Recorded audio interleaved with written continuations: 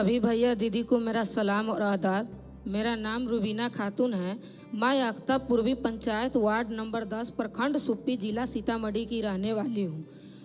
और जीविका से पहले क्या मेरा समाज था और जीविका में जुड़ने के बाद क्या बदलाव हुआ, ये सामाजिक स्तर पर कुछ मेरे बात सभी को बताना चाह रही हूँ। जैसे देखते थे गांव में हम लोग संगठन में हमेशा चर्चा करते थे कि शराब से लेकर कितना ही दीदी हर घर में परेशान रहती थी। जब भी उसके पति पी कर आते थे तो अपनी पत्नी को बहुत मारते थे। और हर सामाजिक मुद्दा पर हम लोग अपने संगठन में प्रचार करते थे और बोलते थे, फिर भी हम लोग का कोई सुनने वाला नहीं था। जब बिहार सरकार के द्वारा नशा मुक्त अभियान चलाया गया, इसके लेकर हम लोग में बहुत सा उमंग और जोश के साथ है कि चलो अब तो हमारे साथ बिहार सरकार है और अब हम लोग कुछ भी कर सकते हैं। तो अब हम लोग को बहुत हिम्मत हुआ और घर घर जा कर के दारू के लेकर खूब रैलियां निकाली, शराब मुक्ति पर बातें अपने चर्चा चलाई और इसके लेकर के बहुत सुधार हुआ। सुधार में देखा गया कि हमारे गांव में अब दारू बहुत लोग कम पीने लगे। जब कम पीने लगे तो फिर भी हम लोग को लगा कि दारू तो बंद ही हो गया, कहीं मिलता नहीं है, फिर कहाँ से लोग पी रहे हैं। तो पता चला कि नेपाल के द्वारे नदी के किनारे मछली के बहाने से लोग खरीद के लेके आते हैं। तो हम सारे संगठन जीविका दीदी सोचे कि क्यों ना अब हम लोग नदी के किनारे चला जाए और नदी के किनारे जा कर के छिप के देखते हैं। तो सभी दीदी हम लोग छिप कर देखते हैं तो देखते क्या है कि वो लोग तो नदी के किनारे मछली के बहाने वो लेके आते हैं, ऊख में घुस जाते हैं और कांरा के झूर में रख देते हैं, कहीं कहीं पाउच को छींट देते थे। और पीने वाले लोग आते थे और डेंगी पर जा करके उनसे बात करते थे और एक एक कर करके उसमें घुस जाते थे। तो हम लोग अब सोचे कि अब हम लोग को चुप बैठना नहीं है और अब कानून का सहारा लेना ही पड़ेगा। तो टोल फ्री नंबर है 15,545 पर हम लोगों ने फोन किया, तुरंत उसका कार्रवाई हुआ और जेल चले गए। फिर भी भाई अब तो वो जेल चलेगा, अब कहाँ से लोग दारू पी रहे हैं, फिर भी हल्ला हो ही रहा है। तो हम लोग उतना पर चुप नहीं बैठे और न पीने वाले चुप बैठे। तो हम लोग को पता चला कि एक विकलांग जो है वो घर में ही दारू बनाते हैं। तो हम सारी दीदी अब संगठन की सोचे कि क्यों ना उसके घर चला जाए। अब संगठन के माध्यम से जब उनके घर गए तो देखे बासी चावल और मिठा से वो दारू बनाने का काम चालू कर दिए हैं। तो घर में से वो दारू का बर्तन, मिट्टी का हांडी था और क्या कहते हैं चूल्हा था, सभी को हम लोगों ने तोड़े और तोड़ करके फिर उसी समय सतत जीविकोपार्जन से सर्वे चल रहा था और सतत जीविकोपार्जन के तहत उस चुनाव कर दिए और चुनाव कर करके उसको गरीब में लिया और उनको किराना दुकान दिया गया। किराना दुकान से आज वो लोग अपने से चॉइस की कि हम किराना दुकान लेंगे और उनका किराना का दुकान चल रहा है। तो जीविका में जुड़ने के बाद और देखे कि हमारे समाज में ये तो कुछ न कुछ बदलाव तो हुआ और हम लोग जीविका के माध्यम से आज इतना आगे बढ़े हैं। वो जीविका का ही देन है कि आगे बढ़े और बिहार सरकारें हमारे साथ हैं जो हम लोग को इतना हिम्मत है। इसीलिए कहते हैं कि जब तक हम जिंदा रहेंगे ये काम आगे मेरा संघर्ष और मेरी दीदी का संघर्ष चलता ही रहेगा। हम अकेली दीदी नहीं है, एक नहीं दो नहीं, हम हजारों दीदी हैं और इस काम को आगे बढ़ाने के लिए और नीतीश भैया को कदम से कदम मिलाकर चलेंगे, आगे बढ़ता ही रहेंगे। और इस महिला एकता न्यारी है, नशे धंधेबाज प्रभारी है। जय हिंद, जय भारत, जय जीविका, जय बिहार। सब भैया दीदी के नमस्ते। हमारा नाम मुइली देवी, घर ग्राम पोखरेरा खास, जिला वैशाली, थाना राजा पाकर, पंचायत बकटपुर। अब प्रकाश जीविका स्वयं सहायता समूह के सदस्य, आलमोल ग्राम सहगठन भीओ के सदस्य। हमार पति तारी बेचैत रहलन रवे, तारी बेचैत रहन, पियत रहन, पीते पीते उनका बीमारी हो गलन तो हमारा पैसा ना रहे से उनका इलाज करवाओ। इलाज के कारण उनका मौत हो गई। हमारा छोटा सा बच्चा है, हमारा छोटा सा बच्चा है, हम कानी रोई, हम सब कैसे हमारे बच्चा के पालम, कैसे हम आगे जिंदगी गुजारम। तो जीविका से सीएम दीदी गेला ना कहलन से दीदी से काने से अपने के जिंदगी ना गुजरत से अपने जीविका में जुड़ू, 10 रुपया जमा करूँ से अपने के आगे जिंदगी सुधरत। तो हम सब 12 गो के ग्रुप बनैली आप 10 रुपया का बचत करे लगली। तो 10 रुपया का बचत करे लगली सप्ताही। तब हमारा जीविका से CM दीदी गेला ना, गरीब में चुनलन से। तो एक 10,000 रुपया मिल गुमटी ला, एक 13,000, एक 7,000। तो हम अथी दुकान चलावे लगली। एक 1,000 के महीना 7 महीना घर खर्चा ला हम 1,1200 के डेली बेच लैले। हम वही से ईंटा किन ली है, बकरी 5 गो है, और 10 रुपया हम रोज दिन अथी में रखले डिब्बा में। तो हम खाता में 300 के महीना जमा करैले। आ बच्चा के स्कूल पर रहवेला भेजवैले। 5मा में है बच्चा। आई ई बात के लिए मुख्यमंत्री साहब के धन्यवाद, जीविका के दीदी भैया के धन्यवाद। यहाँ पर उपस्थित सभी भैया दीदी को मेरा प्रणाम। मेरा नाम है पूनम देवी, महारानी जीविका स्वयं सहायता समूह के सदस्य हूँ, शंकर जीविका ग्राम संगठन के सदस्य हूँ और बोचहा ब्लॉक मुजफ्फरपुर जिला से आई हूँ। और संगठन के माध्यम से मेरे यहाँ जो एक बाल विवाह हम लोग सभी संगठन के दीदी मिल के रोके हैं, उसी पर बताने जा रही हूँ। मेरे यहाँ एक चमेली समूह में सदस्य दीदी अपने लड़का के शादी 17 साल में ही कर रहा था। लड़का मैट्रिक पास था। लड़का का मन था कि हम आगे पढ़ाई करें, लेकिन वो दबाव से उसका शादी तय कर दिया था।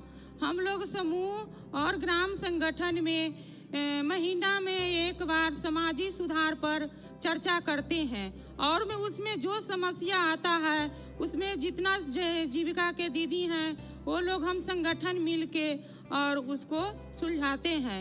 एक दिन समूह का मीटिंग हो रहा था तो वो लड़का आया और बोला कि दीदी आप लोग समाजी सुधार पर काम करते हैं और हम चाह रहे हैं कि आगे पढ़ाई करें, और देखिए ना मेरा मम्मी पापा मेरा शादी कर रहा है, आप लोग कुछ कीजिए ना। फिर हम लोग का समूह का मीटिंग समाप्त हो गया। उनको घर पर गए और बोले कि आपको लड़का चाह रहा है कि हम आगे पढ़ाई करें, आप काहे शादी कर रहे हैं? तो वो बोला नहीं, शादी आगे बातचीत हो गया है, बहुत बात बढ़ गया है, इसमें आप लोग नहीं पढ़िए, आप लोग से कुछ नहीं होगा, आप लोग जाइए यहाँ से।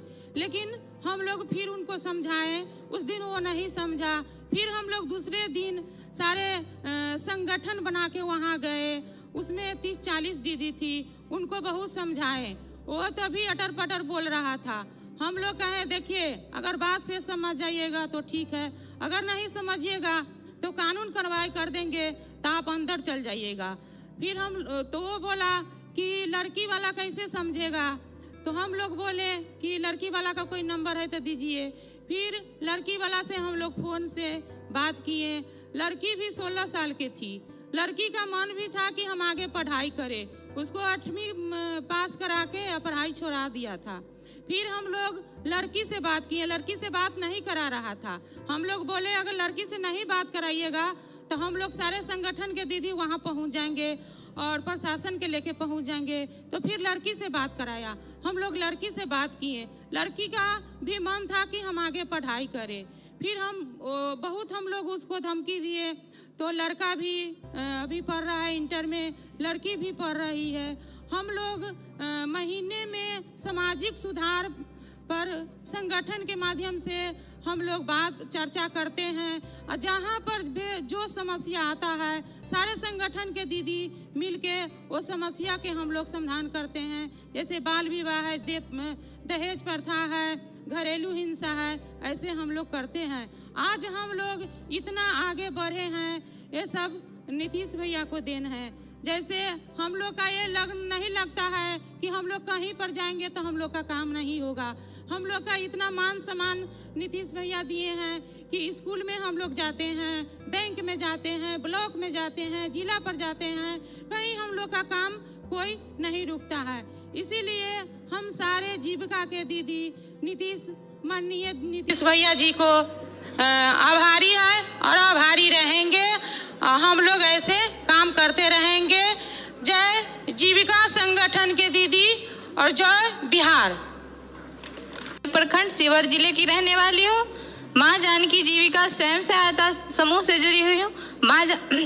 महादेव जीविका महिला ग्राम संगठन की सचिव हूँ और लक्ष्य जीविका संकुल संघ की अध्यक्ष हूँ। मैं आज दहेज प्रथा से जुड़ी हुई कुछ बातें बता रही हूँ जो कि हमारे ही गांव पंचायत में घटी है। हमारी एक जीविका से जुड़ी हुई दीदी है, वो बहुत ही गरीब दीदी थी और उन्होंने उनकी लड़की शादी योग्य हो चुकी थी और उन्होंने अपनी लड़की की शादी भी एक लड़के से ठीक कर रखी थी। उसी संबंध में लड़के वाले ने दहेज की मांग की और दीदी बहुत ही दुखी हो गई। जो दीदी हमने अपनी लड़की को पढ़ाया लिखाया और ये तो नहीं सोचा था जो उस लायक बना भी देंगे फिर भी दहेज की मांग की जाएगी। ऐसे ही दीदी साप्ताहिक बैठक में आई अपना बचत लेकर और उन्होंने अपनी सारी जो घटनाएं उनके साथ घटी थी हम लोगों को बताया। तो हम ही सभी दीदी बहुत सारी बातें बताकर बहुत ही दुखी हो गई। हम सभी दीदी ने मिलकर उन्हें बहुत समझाया, दीदी ऐसे दुखी मत होइए, जो हम जीविका दीदी आपके साथ हैं। ये संगठन एक दूसरे के लिए ही बनाया गया है, जो हम आपकी समस्या को समझेंगे, आप हमारी समस्या को समझेंगी। ये सारी बातें सुनते हुए सीता दीदी को थोड़ा सा मन में ये हुआ कि ठीक है दीदी, आप लोग जैसा कहेंगी वैसा ही हम करेंगे। और इसके बाद हम सभी दीदी मिलकर जीविका दीदी संगठन के साथ उनके घर एक दिन गए और लड़के वाले से बात की, जो देखिए भैया आपको जब लड़की पसंद है, हमारी लड़की पढ़ी लिखी है और घर गृहस्थी चलाने लायक है, आपको उसमें कभी कोई कमी महसूस होगी तो आप हमें कहिएगा, लेकिन ऐसे दहेज की मांग ना करें। लड़के के पिता कुछ बोल ही नहीं रहे थे, जहाँ दीदी हम दहेज लेंगे या ना लेंगे। फिर भी हम बोले भैया हामी तो भरिए, ऐसे चुपकी नादने से कुछ नहीं होगी। हम तो जीविका दीदी है, हमारे नीतीश भैया हम लोग को उस लायक बना दिए हुए हैं कि हम अपना सही गलत सोच सके और समझ सके। ये सारी बातें जब हमने लड़के वालों को बताई और प्रेशर भी दिया, देखिए भैया अगर नहीं समझिएगा तो हम ऊपर तक जाएंगे। और उसके बाद लड़के के पिता ने 2 दिन के बाद लड़की को माँ को खबर दिया, जो ठीक है दीदी हम ये शादी के लिए एग्री हैं। और उसके बाद शादी बहुत ही अच्छी तरीके से धूमधाम से हुई और आज के डेट में लड़की बहुत खुश है और उसके एक बच्चे भी हैं। तो हमने इस दहेज को लेकर के जो कार्य किया था वो मतलब कि सफल रही और इसमें सबसे बड़ा सहयोग हमारे नीतीश भैया को है, जो हमें उस काबिल बना दिए हैं कि हमारे समाज में अगर ऐसी कोई घटना घटती है तो हम जीविका दीदी उसका सामना कर सके, मिलकर सभी दीदी उसका सामना कर सके। इसका सबसे बड़ा सहयोग हम नीतीश भैया को ही दे रहे हैं। ये कहते हुए मैं सभी जीविका दीदी को प्रणाम करती हूँ और नीतीश भैया को भी। सभी दीदी भैया के मैं प्रणाम करती हूँ। मेरा नाम रिंकू देवी है, मैं ठाकुर समूह के अध्यक्ष हूँ, जीवन ज्योति बीओ की सदस्य हूँ। मैं 10वीं पढ़ती थी, मेरा शादी हुआ तो मैं अपना ससुराल में रहने लगे। मेरा पति थे से तारी बेचते थे, पीबो करते थे। तो हम बोलते थे से नहीं पीजिए, तभी मेरा बात नहीं मानते थे, हम मुझको मारने लगते थे, पिटने लगते, डरे नहीं बोलते थे। कुछ दिन के बाद उनको बहुत ज़्यादा तबीयत खराब हो गया तो उनको बहुत सी इलाज करवाए, तब ठीक हो गए। फिर पीने लगे तो उनको मौत हो गया। तो हम अचानक हम 5 गो बच्चा लेके हम कहाँ जाए। हम सोचे कि हमारा ज़िंदगी कैसे कटेगा हम कैसे इसको सके हम खिलाएंगे पियाएंगे, इसको सके हम देख रंग करेंगे। तो फिर मेरा दिमाग में आया कि मैं छूटा हुआ पढ़ाई पूरा कर लूँ से मेरा बच्चों से ज़िंदगी कट जाएगा। तो मैं फॉर्म भरे मैट्रिक के फॉर्म भरे और पढ़बो करते थे, बच्चों से को पढ़ाते थे, घर में काम धंधा भी करते थे, पढ़ते और मैट्रिक परीक्षा दिए, सेकेंड डिवीजन से पास किए। उतने में जीविका दीदी आई। जीविका दीदी बोली कि से दीदी आप SUI में चुना है, रोजगार करोगे? तो हम कहे हाँ दीदी रोजगार करेंगे, मुझको ज़रूरी है, मेरा 5 बच्चा है, मैं बच्चा कैसे खिलाएंगे, कैसे पढ़ाएंगे लिखाएंगे, दे दीजिएगा तो अच्छा रहेगा। तो दीदी से पहले तो 10,000 दिए, फिर 20,000 रुपया मिला, कुल मिला के 30,000 मिला। फिर जीविका दीदी बोली कि से नहीं, इस दुकान के आपको आगे में बढ़ाना है और उसको आपको ऊपर से 7,000 रुपया मिलेगा आपको बच्चा के खिलाने पिलाने के लिए और देख रहने के लिए। अब उस दुकान के पूंजी बढ़ाते रहिएगा, आगे में बढ़ाते रहिएगा। इसकी से आपसे जिनका आप आज नीतीश भैया के दया है, कृपा है कि हम अच्छी तरह से दुकान किए हुए हैं, अच्छी तरह चला रहे हैं। मेरा बच्चा भी पढ़ रहा है लिख रहा है, खुशी से है। मैं सभी भैया दीदी को धन्यवाद देना चाहती हूँ, नीतीश भैया को धन्यवाद देना चाहते हूँ कि उन्हीं के कृपा से अच्छा है हम आज।